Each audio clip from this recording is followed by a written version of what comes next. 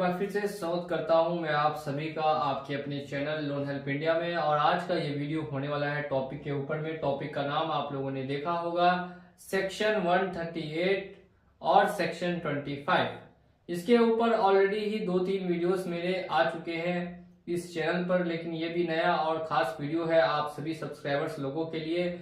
और इस वीडियो में हम लोग एक्सक्लूसिव जानकारी देने वाले हैं, आप लोगों के लिए बहुत ही इंपॉर्टेंट जानकारी देने वाले हैं। अगर आप भी कहीं से लोन ले चुके हैं, बैंक का लोन हो, क्रेडिट कार्ड का लोन हो या किसी भी तरीके का अनसिक्योर्ड या पर्सनल लोन है, तो ये वीडियो आपके लिए काफी ज्यादा इंपॉर्टेंट हो सकता है। इस वीडियो को देखते देखते ही चैनल को अगर आपने सब्सक्राइब नहीं किया तो सब्सक्राइब करके बेल आइकन को प्रेस कर दीजिए और साथ ही साथ में वीडियो को लाइक करना बिल्कुल भी नहीं भूलें। तो बात करते हैं हम लोग हर तरीके के अनसिक्योर्ड लोन के बारे में कि किसमें आपको सेक्शन 138 लगता है और किसमें सेक्शन 25 लगता है और इससे निकलने का क्या रास्ता है। आपको किसी भी वीडियो में यूट्यूब पे ये जानकारी नहीं दी जाएगी कि अगर सेक्शन 138 या सेक्शन 25 निकलता है तो इस पे आपको बचने का क्या रास्ता है। सबसे पहले बात करते हैं, आप लोगों के लिए ये जानकारी होना इंपॉर्टेंट है कि सेक्शन 138 कब लग सकता है और सेक्शन 25 कब लग सकता है। सेक्शन 138 होता है चेक बाउंस का केस। जब आप किसी पार्टी को चेक वगैरह देते हैं तो वो बाउंस करके सेक्शन 138 लगाती है। दूसरा होता है सेक्शन 25, जब आप किसी भी कंपनी को ऑनलाइन आपके अकाउंट से पैसा काटने की अनुमति देते हैं, ईसीएस ऑन करते हैं, एनएसीएच ऑन करते हैं या ऑटो डेबिट का ऑप्शन ऑन करते हैं, तो उस समय लगता है सेक्शन 25। अब ये दोनों सेक्शन तो काफी लोगों को समझ में ऑलरेडी आ गए होंगे। अगर आप मेरी वीडियोस लगातार वॉच करते हैं तो इनके बारे में आपको ऑलरेडी जानकारी पहुंच चुकी होगी। अब ये जानकारी मिलने के बाद नेक्स्ट यहाँ पे हम लोग जानकारी की जो बात करेंगे वो है कि सेक्शन 138 का केस और सेक्शन 25 का केस कैसे लग सकता है।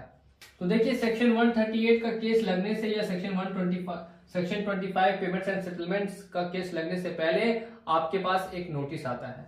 ये नोटिस आपको 1 महीने पहले आएगा और ये नोटिस आपको कंपनी और बैंक से आएगा, जिसमें साफ साफ लिखा होगा कि वो आपके ऊपर सेक्शन 138 या सेक्शन 25 का केस लगा के और साथ में मुकदमा दायर करेगी और आपके ऊपर केस या लीगल एक्शन करेगी। ये नोटिस आपको 1 महीने पहले आता है और इस नोटिस में साफ साफ लिखा होगा section 25 payments and settlement act लगने वाला है या सेक्शन 138 अगर आपने चेक दिया तो चेक बाउंस का केस लगने का। क्योंकि आपने जो कंपनी को वादा किया था, जो कंपनी के साथ एग्रीमेंट किया था, उस वादे पे, उस एग्रीमेंट पे आप खरा नहीं उतर रहे तो आपके ऊपर ऐसी ऐसी कार्रवाई करने के लिए कंपनी मजबूर हो रही है। अब ऐसे में बचाव क्या है? हर चीज का दोस्तों बचाव होता है। ऐसे में 2 तरीके के आपके पास बचाव है और दोनों बचाव का रास्ता मैं आपको बता रहा हूं जो आपको किसी वीडियो में यूट्यूब पे नहीं मिलेगा। सबसे पहला यहाँ पे होता है बचाव कि आप भी कंपनी को एक नोटिस दे दें और बता दें कि आपके पास अभी क्या स्थिति है और कितना टाइम लग सकता है आपको पेमेंट करने के लिए।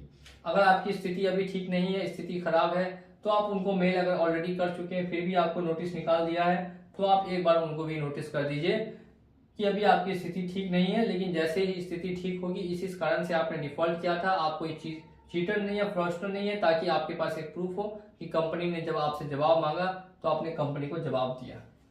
नेक्स्ट, और दूसरी बात समझिए, और ये दूसरी बात भी काफी ज्यादा इंपॉर्टेंट है, या आप कंपनी से डायरेक्टली कांटेक्ट कर सकते हैं। आप बैंक जाइए या जो भी कंपनी है उस कंपनी में डायरेक्टली आप कांटेक्ट कीजिए या जो नंबर दिया होगा उस नोटिस पे, उस नंबर पे कांटेक्ट कीजिए और उनके जरिए आप बातचीत करिए कि क्या दिक्कत है, क्या समस्या है, क्या आपको लोन सेटल करना है या फिर आपको फ्यूचर में किस तरीके से लोन को फोरक्लोज करना है, क्या आप करना चाहते हैं, वो उनको डायरेक्टली नंबर दिया रहता है, उस पर जाके आप बात कर सकते हैं और बता सकते हैं। ये दोनों बातें हो गई कि आपको अगर नोटिस आता है तब क्या करना चाहिए। आप समझ लेते हैं 1.11% केस में या 0.11% केस में ये केस भी देखने के लिए मिलता है जिसमें आपको कोर्ट की तरफ से समन आता है। कोर्ट की तरफ से समन, अब कोर्ट की तरफ से समन अगर मान लीजिए आपको पहुंच गया, अगर कोर्ट की तरफ से ये समन आपको आ गया तब आपको क्या करना चाहिए। तो देखिए, कोर्ट जब भी बुलाएगी तो आपको जाना इंपॉर्टेंट है। अगर कोर्ट से समन आता है तो आपको जाना एक बार के लिए काफी ज्यादा इंपॉर्टेंट होता है और उसी टाइम जाकर बेल आपको लेनी पड़ती है, तो वो आपको आसानी से मिल जाएगी। इसके लिए आपको बिल्कुल भी घबराना नहीं है, लेकिन कोशिश यही रहेगी, अगर आप हम लोगों के साथ नहीं जुड़े हैं तो व्हाट्सएप के जरिए जुड़ जाइए। हम लोगों की कोशिश यही रहती है कि किसी भी व्यक्ति को कोर्ट वगैरह ना जाना पड़े, उससे पहले ही उसका मामला जो है कंपनी के साथ सुलझा लिया जाए, भले ही नोटिस देके या फिर किसी और तरीके से, लेकिन कंपनी का पहले ही निपटारा कर दिया जाए। तो अगर आपका 10 लाख से लोन कम है तो बहुत ही कम चांसेस है कि सेक्शन 138 या सेक्शन 25 आपको लगेगा, लेकिन किसी बैंक से 10 लाख या उससे ज्यादा का लोन है तो वहां पे कंपनी ये एक्शन ले सकती है अपना पैसा रिकवर करने के लिए। अब ये समन आएगा तो इस समन में जो भी डेट होगी, अगर आप फर्स्ट डेट पे नहीं जाते हैं तो फिर आपको सेकंड डेट पे जाना काफी ज्यादा इंपॉर्टेंट होता है। अगर कोर्ट बुलाती है तो जाना इंपॉर्टेंट पड़ता है, अगर नहीं जाते हैं तो फिर आपको अरेस्ट वारंट भी इशू हो सकता है अगर आप नहीं गए तब। लेकिन अगर आप 2-3 बार मिस नहीं करते, अगर आप पहली बार छोड़ के दूसरी बार में भी पहुंच जाते हैं तो किसी तरीके की दिक्कत वहां पे देखने के लिए आपको नहीं मिलेगी।